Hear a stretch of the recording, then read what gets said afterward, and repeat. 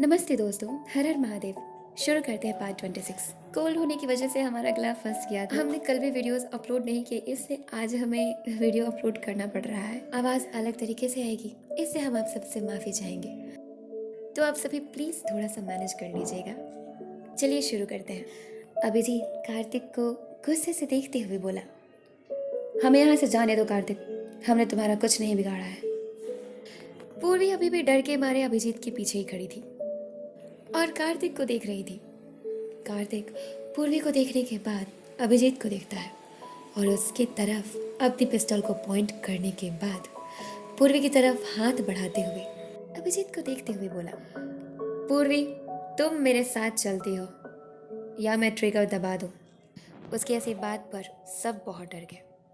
अभिजीत भी कार्तिक को घूर कर देखने लगा। उसने जैसे ही ऐसा कहा, पूर्वी अभिजीत के पीछे से निकलकर उसके सामने आकर खड़ी हो गई और घबराते हुए बोली, तुम जो कहोगे मैं करूंगी, छोड़ दो अभिजीत को। उसके ऐसा कहते ही मुस्कुराते हुए कार्तिक अपना हाथ बढ़ाकर उसका हाथ पकड़ के उसे जैसे ही अपनी तरफ खड़ा करने ही वाला था, तभी अभिजीत कार्तिक के उस हाथ को पकड़ लेता है जिससे उसने पूर्वी के हाथ को पकड़ा था। उसके ऐसा करने पर कार्तिक गुस्से से अभिजीत को देखता है। उसने इस वक्त अपनी पिस्तौल को नीचे किया हुआ था।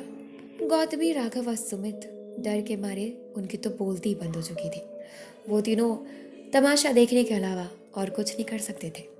सर से लेकर पांव तक वो तीनों ही डर से कांप रहे थे। पूर्वी को अभिजीत के लिए बहुत डर लग रहा था। उसे लग रहा था कि कहीं कार्तिक अभिजीत को जान से न मार दे। इसी वजह से पूर्वी अभिजीत को देखने लगी और मन ही मन बोली, अभिजीत जाने दो मुझे, वरना ये तुम लोगों को नुकसान पहुंचा देगा। कार्तिक अपने दांतों को पीसते हुए अभिजीत को देखते हुए बोला, लगता है कि तुम्हें डर नहीं लग रहा है। वो अपनी पिस्टल को फिर से अभिजीत के सिर पे लगाकर बोला, डेमो तो तुम्हें दिखाना ही पड़ेगा। पूर्वी डर के मारे अपनी आंखों को बड़ी बड़ी कर लेती है। गौतमी, राघव, सुमित का भी वही हाल था। पूर्वी ने कार्तिक को रिक्वेस्ट करते हुए बोला, नहीं कार्तिक, प्लीज अभिजीत को छोड़ दो, मैं चलने के लिए तैयार हूँ तुम्हारे साथ, ये रोकेगा भी नहीं तुम्हें। वो दोनों अभी भी एक दूसरे को ही घूरते हुए देख रहे थे। पूर्वी बोली, अभिजीत अभिजीत कार्तिक का हाथ छोड़ दो, ले जाने दो उसे मुझे।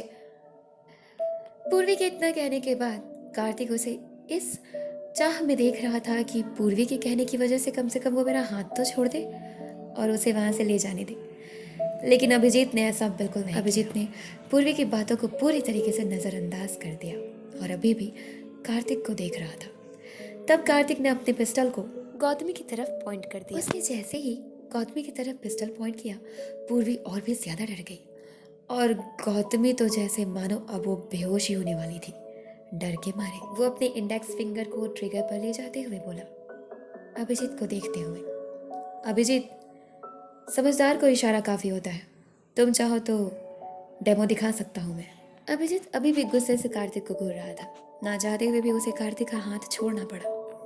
कार्तिक ऐसा देखकर गौतमी की तरफ से अपनी पिस्टल को हंसते हुए हटा लेता है और फिर बोला, गुड जॉब, समझदार हो। पूर्वी की आंखों में आंसू थे। उसे बहुत डर लग रहा था। समझ नहीं आ रहा था कि वो क्या करे, क्योंकि अभिजीत भी तो मजबूर हो गया। अब तो वो भी उसे नहीं बचा पाएगा। कार्तिक पूर्वी का हाथ पकड़कर उसे वहां से मैंशन के अंदर ले जाने लगा। उन दोनों के पीछे पीछे बाकी गार्ड्स भी जाने लगे जो मैंशन के अंदर से कार्तिक के साथ आए थे। पूर्वी भी उसके पीछे पीछे जा रही थी। वो पीछे मुड़कर अभिजीत को देख रही थी। ये चारों उसे अपनी आंखों में आंसू लिए देख रहे थे। इतना मजबूर इन लोगों ने कभी महसूस नहीं किया। ऐसा ये चारों जाती हुई पूर्वी को देखकर सोच रहे थे। चारों बेहद ही घबराए हुए थे। उन्हें कुछ समझ नहीं आ रहा था कि वे कार्तिक से पूर्वी को बचाएं कैसे और आगे करने क्या वाला है कार्तिक। और अगर उसे सिर्फ पूर्वी ही चाहिए थी तो उसने उन पांचों को क्यों किडनैप किया? बाकी चारों का क्या करेगा वो? सभी गार्ड्स अभी वहीं खड़े थे और जो गार्ड्स कार्तिक के साथ आए थे वो कार्तिक और पूर्वी के पीछे पीछे उनके साथ मैंशन के अंदर चले गए। वो चारों अभी भी वहीं खड़े थे। गौतमी, राघव, सुमित अभिजीत के पास आए। सुमित अभिजीत के सामने आते ही गले लग गया और बोला, डोंट वरी अभिजीत, हम बचा लेंगे पूर्वी को कार्तिक से। सुमित ने जब ऐसा कहा तो अभिजीत ने भी उसके पीठ को थपथपाया।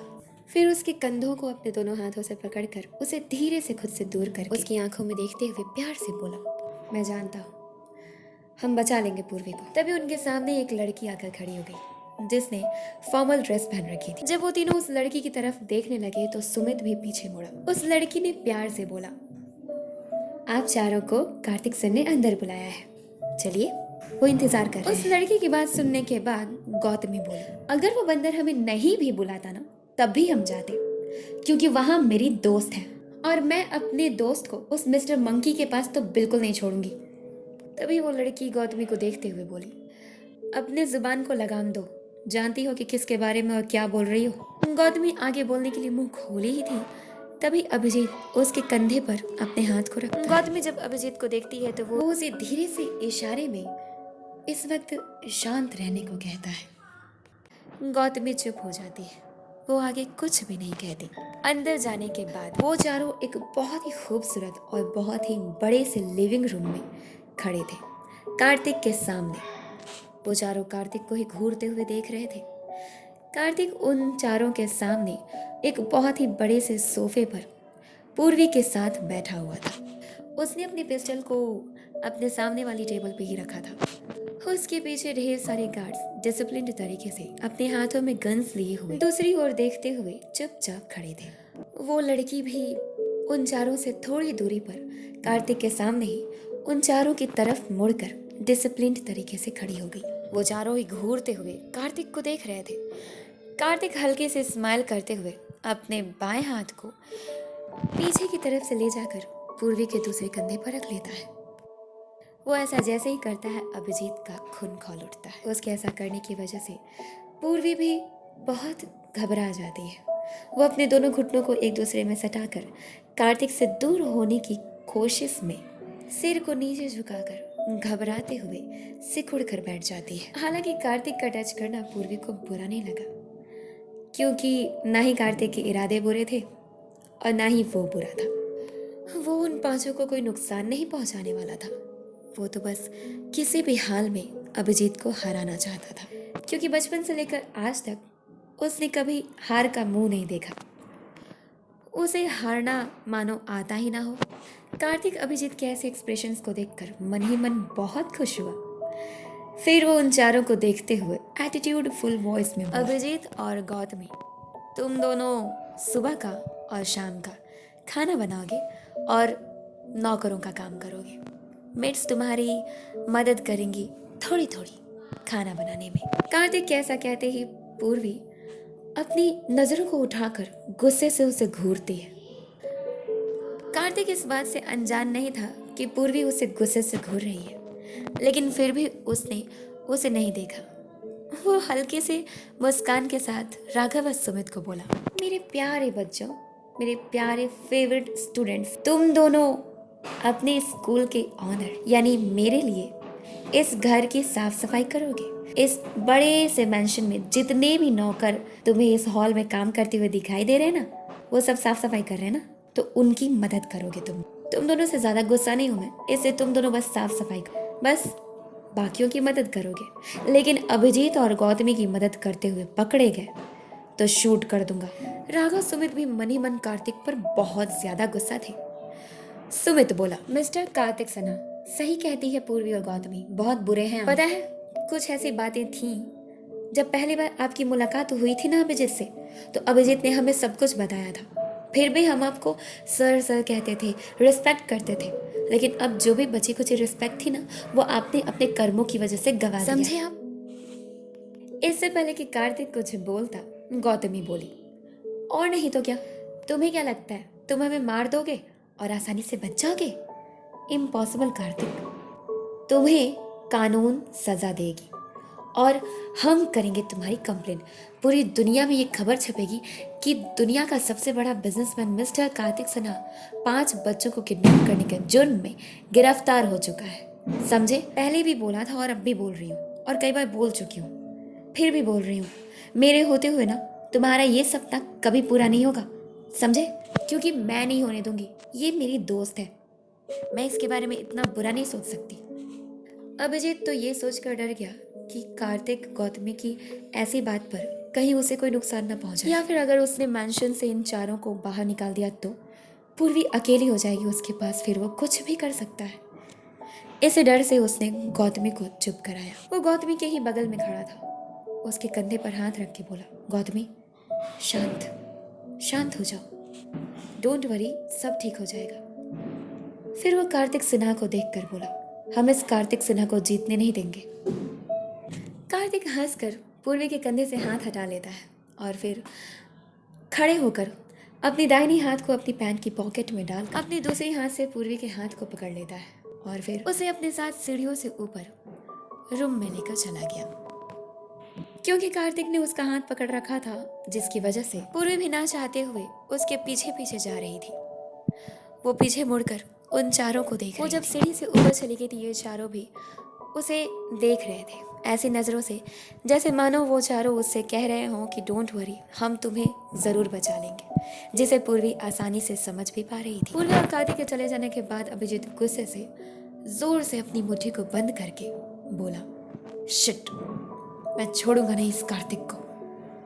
तभी वहां खड़े सभी गार्ड्स चुपचाप बाहर चले गए और फिर वो लड़की 2 कदम उन चारों की तरफ आगे बढ़ के बोली, सभी अपने अपने काम पर जाओ, जो जो काम तुम चारों को कार्तिक सर ने सौंपा है उसे बखूबी करना, वरना पनिशमेंट भी मिलेगी, सर शूट कर देंगे तुम चारों को, समझे। तब राघव बोला, दीदी आप बताएंगे कि आप कौन है, क्या लगती है कार्तिक सर की, जो कब से सर सर करके हमारा सर खाया हुआ है आपने और हमारे सर की दर्द बनी हुई है। तभी सुमित गुस्से से बोला, वही तो, वो हिटलर का कम है जो आप उसकी रानी बनी हुई है। तभी अभिजीत बोला, राघव सुमित शांत हो जाओ, सुनिए, आप बताएंगी कि क्या लगती हैं आप कार्तिक की। उज्जवल पूरे एटीट्यूड के साथ बोली, मैं उनकी सेक्रेटरी हूँ। उज्जवल। गौतमी उसके नाम को सुनकर हैरान हो जाती है। उसने मन में सोचा, ये तो लड़के का नाम है। राघव सुमित भी हैरानी से एक दूसरे को देखते हैं।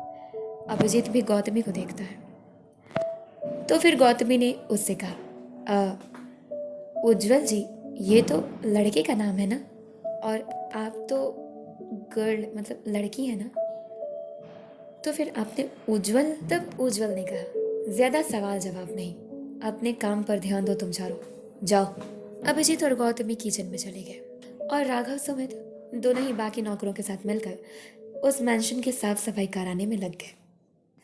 इधर कार्तिक पूर्वी का हाथ कमरे में लाकर छोड़ देता है और फिर उसे कमरे को दिखाते हुए बोला, ये देखो, ये कमरा बहुत ज्यादा बड़ा है, तुम्हारी सोच से भी ज्यादा बड़ा। तुम्हें डर तो नहीं लगेगा ना इसमें। पूर्वी कार्तिक को देखते हुए बोली, क्या तुम हमें घर नहीं जाने दे सकते। कार्तिक उसके बगल में खड़ा था, उसे नजरें घुमाकर देखते हुए बोला, बकवास बातें नहीं, जो पूछ रहा हूं वो जवाब दो। क्या तुम्हें इस कमरे में अकेले डर लगेगा। पूर्वी उस कमरे को चारों तरफ देखते हुए बोली, ये कमरा बहुत अच्छा है, बहुत बड़ा भी है, पर मुझे डर नहीं लगेगा इसमें, क्योंकि मैं तुम्हारी तरह डरपोक नहीं हूँ। कार्तिक उसकी बात पर मुस्कुराता है और फिर उसे देखते हुए बोला, बहुत साहस है तुम में। पूर्वी उसकी बातों को इग्नोर करके बेड पर जाकर बैठ गई, पैर को नीचे लटका के। कार्तिक अपनी दोनों आईब्रोज को रेस करके वहीं खड़ा खड़ा हैरानी से उसे देखने लगा और फिर बोला, आर यू श्योर कि तुम्हें डर नहीं लगेगा अकेले। वो पूर्वी के साथ शैतानी करने के लिए बोला, तुम जानती हो जिस जगह पर मैंने ये मैंशन बनवाया है ना, उस जगह पर कहा जाता है कि भूत प्रेत का वास है। ये सुनते ही पूर्वी बेड के नीचे से अपने पैर को ऊपर मोड़कर बैठ जाती है और डर कर बोली कि क्या कहा तुमने, भूत। फिर वो जल्दी से जाकर सोफे पे बैठ गया और पूर्वी को देखते हुए बोला, यू नो व्हाट, इस मैंशन के पीछे एक बहुत ही घनी से जंगल है जिसमें बहुत लोग मारे गए हैं। पूर्वी इसे हकीकत मान लेती है और वो बहुत डर जाती है। वो डरते हुए कार्तिक को देखकर बोली, कार्तिक, तुम गौतमी को भी मेरे रूम में सोने की परमिशन दे दो ना प्लीज। रात को डर लगेगा मुझे रूम में अकेले। कार्तिक को अपना मिशन सक्सेसफुल होता हुआ नजर आ रहा था। वो मन ही मन बहुत खुश हो रहा था। उसे तो बस पूर्वी को डराना था और उसके मजे लेने थे। वो मन ही मन पूर्वी के डर का मजा लेते हुए फेक सीरियस एक्सप्रेशन देते हुए बोला, इतना में ही डर गई? अभी और बताता हूँ। वो जो पीछे वाला जंगल है ना, उसमें ऐसी अफवाह है कि बहुत सारे लोग ना मारे गए थे। एक लड़ाई हुई थी यहीं पे कुछ साल पहले। आज भी रात के 12 बजते ही बाहर से गोली चलने की आवाज़, चिल्लाने की आवाज़, घोड़े के चलने की आवाज़ और तोप बॉम्ब, इन सभी चीज़ों की आवाज़ें आने लगती हैं। ऐसा लगता है कि घर के बाहर ही हो रहा है सब कुछ। और तुम जानती हो, कभी कभी तो दरवाज़ा खटखटाने की भी आवाज़ आती है। एक बड़ी सी खिड़की जहाँ से उस जंगल को आसानी से देखा जा सकता था।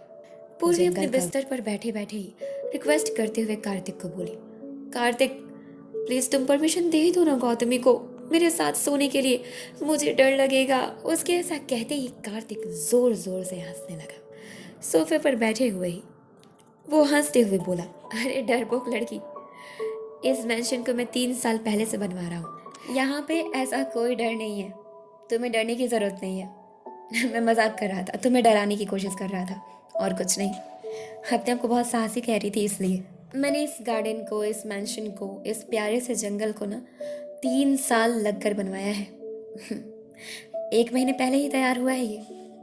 वो अपनी जगह से उठकर खड़ा हो गया और रूम में इधर उधर टहलते हुए पूर्वी से बातें करते हुए बोलने लगा, तुम जानती हो इस मैंशन के बारे में मैंने किसी को नहीं बताया है, अपने फैमिली में किसी को नहीं। पता है मैंने क्या सोचा था? मैंने सोचा था कि इस मैंशन को मैं अपने बर्थडे पे अपनी फैमिली को गिफ्ट दूंगा, लेकिन फिर तुम अचानक से आ गई तो मैंने सोचा कि अपनी फैमिली से पहले तुम्हें ही दिखा दूं, क्योंकि आज से 4 दिन बाद मेरा बर्थडे है जो मैं कभी नहीं मनाता था, पर इस साल मनाऊंगा। तुम जितना दिन तक यहाँ रहोगी ना, उतना दिन तक देख लेना अच्छे से इसका कोना कोना, और बताना मुझे कि इसमें कोई कमी तो नहीं है। कमी होगी तो हमारी शादी होने से पहले पहले तक मैं इस मैंशन में जो भी कमी होगी उसे ठीक करवा दूंगा। पूर्वी ये सुनने के बाद हैरान होकर अपनी आंखों को छोटी छोटी करके कार्तिक को देखते हुए बोली, हमारी शादी? कार्तिक रुक कर उसकी तरफ मुड़ा और मुस्कुराते हुए बोला, हाँ हमारी शादी, जो आज से कुछ साल बाद है, जब तुम बड़ी हो जाओगी। पूर्वी गुस्सा करते हुए बेड से नीचे खड़ी हो गई और उसकी तरफ बढ़ते हुए बोली, तुम पागल हो? तुम जानते हो अभी मैं कितने साल की हूं? तुम्हें कम से कम 7-8 साल इंतजार करना होगा कार्तिक। कार्तिक पूर्वी की बात पर अपनी दोनों आईब्रोज को रेस करके हैरानी से बोला, जोर से, 7-8 साल? तुम पागल हो क्या? मैं इतने दिनों तक, इतने साल तक इंतजार नहीं करने वाला। 4 से 5 साल तक इंतजार करूंगा मैं। उसके बाद चाहे तुम कितने भी साल की हुई, मैं तुमसे शादी कर लूंगा। क्लियर? अंडरस्टैंड? चलता हूँ। कार्तिक इतना कहकर पूर्वी को इग्नोर करके वहां से जाने लगा। वो जैसे ही अभी रूम की गेट तक पहुंचा ही था, तभी पूर्वी तेज आवाज में गुस्से से बोली, कार्तिक रुको। कार्तिक रुक कर पूर्वी की तरफ मुड़ा और अपनी फुल पैंट की एक पॉकेट में हाथ डालकर खड़ा हो गया और बोला, हाँ बोलो। पूर्वी बोली, तुम बहुत बुरे हो, गंदे आदमी, जाओ यहाँ से अब। दरअसल पूर्वी उसे यही कहना चाहती थी। कार्तिक अपनी पॉकेट से हाथ झट से निकाल लेता है और अपनी आंखों को छोटी छोटी करके हैरानी से उसे घूरता है और फिर बोला, मैं बुरा हूँ? देखो, ज्यादा मुझे बुरा बोली ना तो बता दूंगा कि हकीकत में बुरा बनना क्या होता है। चलता हूँ अभी, नहा लो और कपड़े चेंज कर लो। इतना कहकर कार्तिक वहां से चला गया। पूर्वी उसकी बातों से हल्का सा डर गई और खुद को कोसते हुए बोली, बुद्धू हूं मैं 1 नंबर की, क्यों उसे पंगे ले रही हूँ, जबकि पता है कि उसके हाथ में पिस्टल है। वो मार सकता है अभिजीत को या मेरे दोस्तों को नुकसान पहुंचा सकता है। गधा, पता नहीं कैसे इंसान से पाला पड़ गया है मेरा। पता नहीं कौन से दिन मिला था ये। वो दिन मेरी जिंदगी का सबसे खराब दिन था। वो ऐसा कहकर गुस्से से अपने एक पैर को पटकती है और फिर बेड पर जाकर पैर को मोड़कर बैठ जाती है और फिर खुद से ही बोली, हाँ जरा देखो क्या कर रहे हैं मेरे दोस्त। वो वहां से उठकर धीमे दबे पांव से, ताकि कार्तिक सुन न ले, कमरे के बाहर गेट से झांकती है। दूर दूर तक कोई नहीं था। वो वहां से भागते हुए नीचे लिविंग रूम में गई। कार्तिक वहां भी नहीं था। तब वो किचन में गई। उसने देखा अभिजीत और गौतमी बाकी मेट्स के साथ खाना पका रहे थे। राघव और सुमित दूर दूर तक पूरे हॉल में नजर नहीं आ रहे थे। दरअसल वो दोनों गार्डन में काम कर रहे थे। पूर्वी का मन अभिजीत और गौतमी से मिलने का कर रहा था। इसी वजह से वो बिना कुछ सोचे किचन के अंदर घुस गई। वो जैसे ही वहां गई, सबने पूर्वी को देखा। अभिजीत उसे देखते ही बोला, पूर्वी तुम? गौतमी पूर्वी के पास जाकर उससे गले मिली और उससे दूर हटकर बोली, पूर्वी तू ठीक है ना? क्या कहा उस कार्तिक ने? पूर्वी बोली, कुछ भी तो नहीं। वो गधा है। बोल रहा है कि जब मैं बड़ी हो जाऊंगी तो मुझसे शादी करेगा। वो भी 7-8 साल तक इंतजार नहीं करेगा, बस 4-5 साल के अंदर ही करेगा। उसने ये कहा है कि जब मैं 21 साल की हो जाऊंगी तो वो तुरंत शादी कर लेगा मुझसे। पूर्वी की ऐसी बात सुनकर वहां के सभी मेट्स अपने अपने काम को छोड़कर पूर्वी को हैरानी से देखने लगती हैं कि ये लड़की कितनी लकी है जो कार्तिक से ना खुद इससे शादी करने के लिए इसे यहाँ लेके आया है, और ये कितनी बड़ी बेवकूफ़ है जो उसे ही नकार रही है और उसे गधा भी बोल रही है। तब गौतमी बोली, उसके हाथ को अपने हाथ में लेकर, तो चिंता मत करो, हम हैं ना। हम सब उस कार्तिक के बच्चे को उसकी मंशा में कामयाब नहीं होने देंगे। उसने बहुत बड़ी गलती कर दी है हम चारों को भी यहाँ लाकर, पर हमारे लिए बहुत अच्छी बात है ये कि हम पांचों जहाँ हैं साथ में हैं। तब अभिजीत भी गौतमी और पूर्वी के पास आ जाता है और उन दोनों को बोला, तुम दोनों चिंता मत करो, मेरे होते हुए कार्तिक कुछ गलत नहीं कर पाएगा। बट वो अभी है कहाँ? उसने ये बात पूर्वी को देखते हुए पूछा। पूर्वी बोली, पता नहीं, मेरे रूम से निकलकर कहाँ गया पता नहीं। राघव और सुमित कहाँ हैं? गौतमी और अभिजीत एक दूसरे को देखकर पूर्वी को देखते हैं और फिर बोले, पता नहीं। गौतमी बोली, हम तो किचन में काम कर रहे थे, हमें कैसे पता होगा? अभिजीत बोला, चलो उन दोनों को ढूंढते हैं, खाना बन चुका है, कार्तिक को उन दोनों को ढूंढने के बाद बोल देंगे, ठीक है? अभी आधा घंटा पूरा भी नहीं हुआ है। वो लोग राघव और सुमित को ढूंढने के लिए सबसे पहले गार्डन में ही भागे भागे गए। उन लोगों ने देखा कि वहां पर राघव और सुमित चुपचाप खड़े थे और गार्डन का काम नौकर कर रहे थे। वो तीनों राघव और सुमित के पास गए। गौतमी बोली, राघव सुमित? वो दोनों पीछे मुड़े और अभिजीत से एक एक करके गले मिले, बहुत खुश होकर। राघव बोला, तुम यहाँ क्या कर रहे हो अभिजीत? तुम सब भी? पूर्वी बोली, तुम दोनों को कार्तिक ने काम दिया था ना, तुम दोनों नहीं कर रहे हो? सुमित बोला, अरे यार, ये अंकल लोग हैं ना, उस कार्तिक की तरह नहीं है, ये लोग बहुत अच्छे हैं। ये लोग बोल रहे थे कि हम दोनों बच्चे हैं, हमसे नहीं हो पाएगा, इसलिए सब कुछ यही कर रहे हैं। और अच्छी बात तो ये कि ये लोग बताएंगे भी नहीं कि हम दोनों ने कोई काम नहीं किया है। वो दोनों ये बोलकर बहुत खुश होते हैं। तब पूर्वी उन सब से बोली, चलो हम लिविंग रूम में चलते हैं और किसी तरह पता लगाते हैं कि कार्तिक का बच्चा कहाँ है। वो पांचों भागे भागे लिविंग रूम में आकर सोफे पे बैठ जाते हैं। वो पांचों एक ही सोफे पर एक दूसरे के बगल में बैठे हुए थे। पूर्वी और अभिजीत के बीच में गौतमी बैठी हुई थी। अभिजीत की तरफ राघव और सुमित बैठे हुए थे। गौतमी बोली, सबसे पहले हमें पता लगाना है कि कार्तिक का बच्चा कहाँ है, मतलब वो मिस्टर मंकी, और फिर उसका बैंड बजाना है। गौतमी उठकर खड़ी हो गई और बोली, चलो चलो जल्दी चलो, ढूंढते हैं उस मिस्टर मंकी को, चलो जल्दी।